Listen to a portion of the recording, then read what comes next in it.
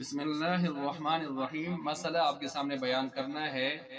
میراث، وصیت اور ہبہ کے حوالے سے ایک غلطی، اس کا ازالہ۔ وہ یہ ہے کہ ہمارے ہاں ایوب خان کے دور میں جو آئلی قوانین میں بہت سارے ایسی باتیں ڈال دی گئی تھی جو شریعت کے خلاف تھی۔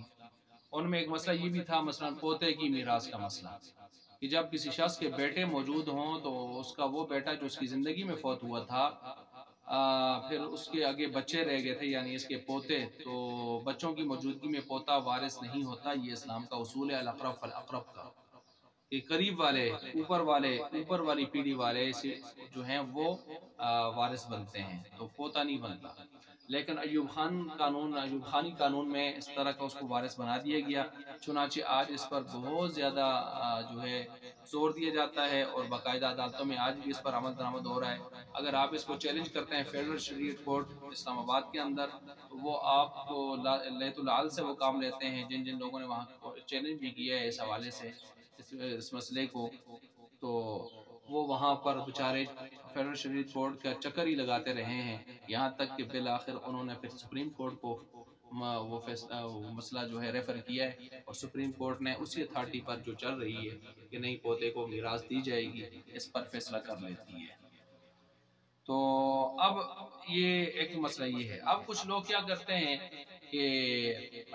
اس غلط قانون کو لے کر پوتوں کو میراث دینے کے چکر میں، یا پوتے خود کوشش کرتے ہیں اس قانون کو استعمال کر کے، تو آیا اس قانون کو استعمال کر کے اسلام کا، شریعت کا جو قانون ہے اس کو بدلنا، اس کے خلاف چلنا، اور اپنا جو ہے یہ اس طرح کا نام نہاد حصہ وصول کرنا، یہ جائز ہے؟ تو جواب یہ ہے کہ ناجائز ہے، ناجائز ہے۔ اور اسی طرح کچھ لوگ جو ہیں وصیت بدل لیتے ہیں، مثلا کسی نے کسی کے لیے وصیت کی تھی اور وہ وصیت نافذ کی جا سکتی تھی، وصیت نافذ کرنا واجب بھی تھا، لیکن وارث وصیت کو نافذ نہیں کرتے، بدل لیتے ہیں۔ مثلا اس نے کہا تھا فلاں شخص کو 3 لاکھ روپے دے دینا ہے، تو یہ کہتے ہیں کوئی وصیت نہیں کی، یا کہتے ہیں نہیں 1 لاکھ کی وصیت کی تھی، 2 لاکھ کھا جاتے ہیں، تو بدل لیتے ہیں۔ تو یہ بھی بہت غلط مسئلہ ہے۔ اور اس کے ذرا اگر اپنی زندگی میں کسی شخص نے کسی کو کوئی چیز ہبہ کی تھی اور اس کو قبضہ بھی دے دیا تھا، مالک بن گیا تھا وہ، اگرچہ اس کو انتقال رجسٹری وغیرہ ابھی تک نہیں دی تھی اور یہ دنیا سے رخصت ہو گیا، تو ظاہر بات ہے مالک تو وہ پھر بھی ہوا، لیکن یہ وارث کہتے ہیں کہ بھائی اگر آپ مالک ہوتے، آپ کو ہبہ کیا ہوتا، تو آپ کو باقاعدہ دستاویز آپ کے پاس کوئی ہوتی، توثیق نامہ ہوتا، فلاں ہوتا، اور انتقال آپ کے نام ہوتا۔ اگرچہ وارثوں کو پتہ ہوتا ہے کہ یہ چیز ہمارے حضرت نے اس کو دی تھی، لیکن وہ انکار کر لیتے ہیں، چنانچہ اس کا حق مار لیتے ہیں، اس سے چیز چھین لیتے ہیں قانونی بنیادوں کے اوپر۔ تو اس طرح کے جتنے کام بھی ہیں، یاد رکھیں یہ شرعاً جائز نہیں ہیں، ان سے اپنے آپ کو بچانا چاہیے۔ اب میں اس پر چند دلائل دے رہا ہوں۔ یاد رکھیں یہ جو میراث کا حق ہے، مالی حق ہے، یہ اتنا پختہ اور مضبوط حق ہے کہ اس کو کوئی آدمی اپنی طرف سے تبدیل نہیں کر سکتا، خاص کر جب شریعت کا قانون صاف اور واضح ہے اس بارے میں، تو اس کو بدلنا یہ بہت بڑا ظلم ہے، ناانصافی ہے، اپنے ساتھ بھی، معاشرے کے ساتھ بھی، اسلام کے ساتھ بھی۔ مثلا اب چند پوائنٹ میں آپ کے سامنے رکھ رہا ہوں۔ مثلا ایک پوائنٹ ہے وصیت بدلنے والا، اس کے بارے میں قرآن کہتا ہے کہ فَمَن بَدَّلَهُ بَعْدَ مَا سَمِعُوا فَإِنَّمَا إِثْمُهُ عَلَى الَّذِينَ يُبَدِّلُونَ، کہ جس نے بھی وصیت کو بدلا سننے کے بعد، اس کو پتہ بھی تھا کہ وصیت یہ ہوئی ہے، تو اس کا گناہ بدلنے والوں پر ہوگا، سخت گناہ ہوگا۔ ٹھیک ہے، دوسرے پارے میں یہ آیت، یہ مفہوم، یہ مضمون موجود ہے۔ وصیت بدلنے والے گنہگار ہیں، بہت سخت درجے کے گنہگار ہیں۔ اچھا، ان اللہ سمیع علیم، اللہ خوب سننے والا ہے۔ اللہ نے خوب سنا ہے کہ وصیت اس نے کی تھی۔ علیم، اللہ کے علم میں ہے کہ وصیت کی تھی، لیکن یہ بدبخت کہتے ہیں کہ وصیت کوئی نہیں کی، یا وصیت اتنے کی نہیں کی، اتنے کی ہے، تو یہ ان لوگوں پر رد ہو رہا ہے۔ اسی طرح ہبہ سے انکار والے، تو ہبہ وہ بھی ایک طرح کی وصیت کا سلسلہ ہوتا ہے، تو اس سے انکار بھی اسی میں آئے گا۔ اب سنیں، جہاں نقطہ نمبر 2، کہ جب میراث کا قانون اللہ تعالیٰ نے قرآن میں بیان کیا سورہ نساء میں، وہاں اللہ نے لفظ مال کیا یوصیکم اللہ فی اولادکم، اللہ تمہیں وصیت کر رہا ہے۔ وصیت ایسی تلقین ہوتی ہے، ایسی نصیحت ہوتی ہے کہ جو بہت زیادہ خاص ہو، اسی وجہ سے وصیت کا تعلق عام طور پر موت کے بعد والی چیز کے ساتھ ہوتا ہے، لیکن اپنی زندگی میں جب آپ کوئی خاص نصیحت کر رہے ہیں اور تلقین کر رہے ہیں، تو اس کو بھی وصیت کا نام دیا جاتا ہے، خاص نصیحت۔ تو اللہ فرماتے ہیں یوصیکم اللہ، گویا اللہ تمہیں خاص تلقین، خاص وصیت، خاص نصیحت فرما رہا ہے۔ تو اب خاص نصیحت میراث کے بارے میں ہو گئی ہے، اب کوئی میراث کا قانون ہی بدل دے تو اللہ کی خاص وصیت کو، تلقین کو بدل رہا ہے۔ تو دیکھ لئے کتنا خطرناک کام کر رہا ہے، کتنی بڑی جسارت کر رہا ہے۔ اسی طرح نقطہ نمبر 3، یفتیکم فی النساء قل اللہ یفتیکم فی النساء اور فی الکلالہ۔ اللہ تعالیٰ دو جگہوں پر فرما رہے ہیں سورہ نساء میں کہ اللہ تمہیں فتویٰ دے رہا ہے عورتوں کے بارے میں، اللہ تمہیں فتویٰ دے رہا ہے کلالہ کے بارے میں۔ تو دنیا کے مفتیوں کے فتوے تو ہم سنتے ہیں، دیکھتے ہیں، مانتے ہیں، لیکن اللہ خود مفتی بن کر فتویٰ دے رہے ہیں، تو اللہ کا فتویٰ معاذ اللہ ہمیں قبول نہیں ہے۔ اللہ نے جب فتویٰ دے دیا کہ الاقرب فالاقرب، قریب والے وارث بنیں گے، پوتا نہیں بنے گا، تو ہم اس کے مقابلے میں ایوب خانی قانون لے آتے ہیں۔ تو یہ بہت زیادہ خطرناک بات ہے، گویا اللہ کا فتویٰ یہاں پر قبول نہیں ہے اس بدبخت کو، اور ایوب خانی فتویٰ اس کو چاہیے۔ اچھا نمبر 4، نقطہ نمبر 4، اللہ نے جہاں پر میراث کے قانون بیان کیے وہاں اللہ نے فرمایا فریضۃ من اللہ، یہ اللہ کی طرف سے مقرر کردہ ہے، مقرر کردہ۔ تو جب اللہ فرماتے ہیں میری طرف سے مقرر کردہ ہے فریضۃ من اللہ، تو اب کوئی آدمی اگر اس کے خلاف کوئی قانون، ایوب خانی قانون لے کے آتا ہے تو اللہ کے مقرر کردہ فریضہ قانون کو جو ہے بدل رہا ہے۔ تو کتنا خطرناک معاملہ ہے، اس کو یعنی ایوب خانی مقرر کردہ کا قبول ہے اور اللہ کا مقرر کردہ کو یہ قبول نہیں ہے۔ نقطہ نمبر 5، اللہ نے میراث کے قانون کو بیان کرتے ہوئے درمیان میں فرمایا کان علیما حکیما، ان اللہ کان علیما حکیما، اللہ علیم بھی ہے، حکیم بھی ہے۔ علیم کا مطلب یہ ہے کہ اللہ کو خوب معلوم ہے کہ کس کو کتنا حصہ دینا ہے، ٹھیک ہے، کس کو کتنا حصہ دینا ہے اور کس کو نہیں دینا۔ اور حکیمہ کا مطلب یہ ہے کہ کس کو کیوں اتنا دینا ہے، اس کا حصہ اتنا کیوں بنتا ہے، یہ بھی اللہ کیوں دینا ہے، کیوں اتنا دینا ہے، کس کو دینا ہے، کیوں اتنا دینا ہے، یہ علیم ہے اور حکیم ہے۔ تو اب یہ شخص جب ایوب خانی قانون کو لیتا ہے تو گویا اللہ کی صفت علیم اور حکیم کا بھی سے بھی ٹکر لے رہا ہے۔ گویا ایوب خانی قانون بنانے والوں کو زیادہ پتا تھا کہ کس کو دینا ہے اور کیوں اتنا دینا ہے، معاذ اللہ۔ چھٹا نقطہ، مما ترک الوالدان والاقربون، میراث کے لیے وہ ترکہ کہ جو والدین چھوڑتے ہیں یا الاقربون قریب کے رشتہ دار چھوڑتے ہیں۔ الاقربون اس سے یہی پتہ چلا الاقرب فالاقرب، قریب قریب کے جو رشتہ دار ہوتے ہیں نا ان کا وارث آدمی بن جاتا ہے اور قریب والے بن جاتے ہیں، اقرب فالاقرب۔ اچھا اسی طرح نہ کہ دور کے، اب پوتا الاقرب میں نہیں آتا ہے، قریب میں آتا ہے، قریبی ہے، رشتہ دار ہے، خونی رشتہ ہے۔ لیکن اقرب بیٹا ہے نا اوپر، مثلا ایک شخص ہے اس کے 4 بیٹے ہیں، ایک بیٹا اس کی زندگی میں فوت ہو گیا، اس کے بچے رہ گئے پوتے، اب یہ شخص فوت ہوتا ہے، اس کے 4 بیٹے زندہ رہ گئے اور آگے پوتے رہ گئے، وہ جو مرنے والا ہے اس کے بچے رہ گئے۔ تو اب دیکھیں یہ جو اس کے اپنے 3 بچے رہ گئے یہ اس کے اقرب ہے، قریب، زیادہ قریب ہے، اقرب کا مطلب زیادہ قریب، اور یہ جو پوتے ہیں وہ اگلی پیڑھی میں ہے نا، وہ قریب ہیں، اقرب نہیں ہے۔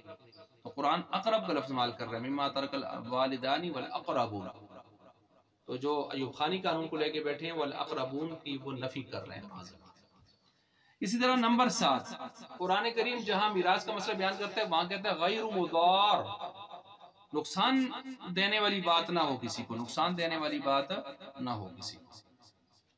تو اب نقصان کس طرح، یعنی کوئی آدمی اپنا مال سارا یا آدھا کسی کو قرض دے دے، تو قرض دینے کے ظاہر بات ہے آج قرض دیا کل کے کیا پتہ ہے وقت پر وصول ہوتا ہے نہیں ہوتا، کہیں مال ضائع نہ ہو جائے، تو سارا مال قرض دے دینا کسی کو، یا وصیت کر لینا فلاں کو سارا مال میرا ملے، تو وارث بیچارے کیا کریں گے جو اس کے خود رشتہ دار ہیں۔ حالانکہ ادھر سے حدیث میں یہ بھی آتا ہے کہ اپنی اولاد کو کنگلا چھوڑ کر مر جانے سے بہتر ہے کہ آدمی ان کو تھوڑا سا خوشحال چھوڑ کے جائے، جب وہ ہو بھی نیک، یعنی مطلب اچھی نیک ہو، تو پھر ان کو تھوڑا سا فراوانی، تاکہ بعد میں وہ تھوڑا اس کو یاد بھی کریں، اس کے لیے بھی خرچ کر سکیں اور اپنی بھی زندگی کچھ آسودہ حالی کے ساتھ کچھ گزر سکیں، یہ بہتر ہے اچھی اولاد کے لیے۔ تو اسی طرح غیر مضار کا مطلب یہ بھی ہے کہ وصیت، یعنی کسی کے لیے سارا مال کر کے اپنے وارثوں کو قگلا کرنا، محروم کرنا، یا کسی کا حصہ زیادہ کر دینا، کسی کا کم کر دینا، کسی کا زیادہ کر دینا اپنی ذاتی مفاد کے تحت، تو غیر مضار میں نقصان دہ جتنی صورتیں ان سے روکا جا رہا ہے۔ اب ظاہر بات ہے پوتے کو میراث دے کر آپ اس کو، جو اس کے اپنے بچے ہیں اس مرنے والے کے، تو اس دادا کے اپنے جو بچے ہیں ان کے حصے کو آپ کم کر رہے ہیں، ان کے حصوں کو کیا کر رہے ہیں؟ کم کر رہے ہیں، تو یہ بھی غیر متوار کے مخالف جا رہا ہے۔ اسی طرح 8واں نقطہ یہاں پر یہ وصیت من اللہ، اللہ نے جہاں پر بیان کیا ہے نا میراث کا قانون، وہاں ساتھ ہی فرمایا وصیت من اللہ، یہ اللہ کی خاص وصیت کردہ قانون ہے، قوانین ہیں، ان کی پاسداری ہونی چاہیے، من جانب اللہ، اللہ کی طرف سے ہیں، من اللہ ہے۔ تو اب اگر کوئی ایوب خانی قانون کو لیتا ہے تو گویا اس کو اللہ کی طرف سے آئی ہوئی اس خاص وصیت کا پاس نہیں ہے، اس کو یہ راس نہیں آتی، اس کو یہ اچھی نہیں لگتی معذ اللہ۔ نمبر 9، نقطہ نمبر 9، اللہ فرماتے ہیں انہی آیات میں علیم حلیم، اللہ کو خوب معلوم ہے کس کو کتنا دینا ہے، اور حلیم وہ تم خلاف بھی کر رہے ہو، اللہ پھر بھی بردبار ہے، دیکھ رہا ہے تمہیں موقع، پھر بھی مہلت دے رہا ہے، برداشت کر رہا ہے۔ تو اس کا یہ مطلب نہیں ہے کہ تم اللہ کے قانون کو بدل کے خوش ہو جاؤ کہ کچھ نہیں ہوا، اللہ حلیم ہے، بردبار ہے، لیکن ایک دن پکڑ میں آؤ گے، خیال کرو۔ اسی طرح نمبر 10، نقطہ نمبر 10، جب میراث کا قانون سورہ نساء میں بیان ہوا دوسرے رکوع میں، تو اس کے آخر میں اللہ نے فرمایا تلک حدود اللہ، یہ جو میراث کے قوانین ہیں یہ اللہ کی مقرر کردہ حدیں ہیں، تلک حدود اللہ، جو ان کی پاسداری کرے گا یدخلہ جنات، اس کو جنت میں اللہ داخل کرے گا، اور جو ان کی ناقدری کرے گا، نافرمانی کرے گا، حدود کو توڑے گا، ومن یعص اللہ ورسولہ یتعد حدودہ یدخلہ نارا خالدا فیہا، تو پھر اللہ تعالیٰ اس کو آگ میں داخل کرے گا، ہمیشہ اس میں رکھیں گے، ہمیشہ اس میں رکھیں گے، کہ اللہ کا قانون اس کو پسند نہیں آ رہا، اس کے خلاف چل رہا ہے، لوگوں کے حق مار رہا ہے، کھا رہا ہے، تو یہ جائز نہیں ہے۔ یہاں ایک بات یاد رکھیں، وہ یہ ہے کہ پوتوں کو اب کیا کیا جائے، جبکہ وہ پوتے تو زیادہ محتاج ہیں، یتیم بھی ہیں، تو پھر ایسے پوتوں کا اس کے بارے میں ایک تو یہ ہے کہ دادا کو جب خود معلوم تھا کہ میرا بیٹا یہ فوت ہو گیا اور ان کا باپ فوت ہو گیا، یہ پوتے رہ گئے، اب اگر میں مر جاؤں گا تو میری میراث شریعت کے قانون کے مطابق الاقرب فالاقرب، قریب کے رشتہ داروں کو ملے گی، تو ان پوتوں کو نہیں ملے گی۔ تو اس کو چاہیے تھا اپنی زندگی میں ایک حصہ، جو اپنے اس بیٹے کا اگر وہ زندہ ہوتا تو کتنا حصہ لے سکتا تھا، تو اتنا ایک حصہ ان پوتوں کے نام وصیت کر دے، ہبہ کر دے یا وصیت کر دے باقاعدہ بنیادوں پر، تو اس طرح اس کو کرنا چاہیے تھا۔ لیکن اگر دادا کو یہ خیال نہیں آیا، اس کو کسی نے بتایا نہیں ہے، اس کو خیال نہیں آیا، تو اب یہ جو چچے ہیں نا، یعنی اس دادا کے جو بیٹے ہیں، ٹھیک ہے وارث تو یہی ہیں الاقرب کے تحت، قانون کے تحت، لیکن ان کو چاہیے کہ سارا مال سمیٹ کے گھر نہ لے جائیں، سر تھوڑا سا یہ سوچیں کہ اگر آج ہمارا وہ بھائی بھی زندہ ہوتا، ان بچوں کا باپ، تو وہ بھی ہمارے ساتھ پورا برابر کا حصہ لیتا۔ اب جب وہ نہیں ہے